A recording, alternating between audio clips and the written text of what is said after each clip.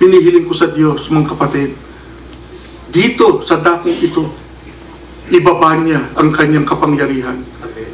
At hindi lamang ngayon sa pagsambang ito, kundi habang tayo ay sumasamba sa Kanya sa dakong ito. Ama, ang mga lingkod mo sa iba't ibang panig ng daigdig, nangangailangan ng iyong tulong. Dumarating ang kalamidad, dumarating ang mabibigat na suliranin, dumarating ang kahirapan, hindi nila makaya.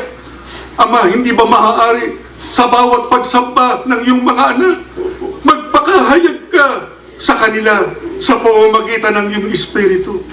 Gamitin mo ang mga ministro mo, gamitin mo ang mga lingkod mong ito na ngayon ay papatungan ng mangkamay para pagka sila nagsasalita sa iglesia at pagka sila'y nagpapayo sa iglesia, hindi lamang pagkaroon ng bisa, kundi higit sa lahat, tumulong sila sa ikanulunas ng suliranin ng mga kapatid sapagkat yung kapangyarihan mula sa iyo ay kanilang taglay-taglay.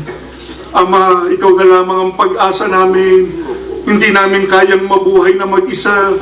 Hindi namin alam sa hinaharap kung anong masasagupa pa namin sa buhay na ito. Alam namin hindi kami makaiiwas sapagkat yan ay mga palatandang ibinigay mo na pagka malapit ang wakas. Pero kami na mga lingkod mo, alam namin hindi mo kami papabayaan. Kaya Ama, halika na sa bawat pagsamba. Tingin mo ang mga anak mong nangangailangan, ang humihingi sa iyo ng awa, ang nais na magkaroon ng kapayapaan sa kanilang sambahayan, ang nais na magkaroon sila ng katiwasayan sa kanilang hanap buhay. Nariyan ang mga lingkod mo, may mga taglay na karamdaman. Ama, ikaw na lamang ang tangi naming pag-asa. Halika na sa bawat pagsamba. Palakasin mo kami, patibayin mo kami.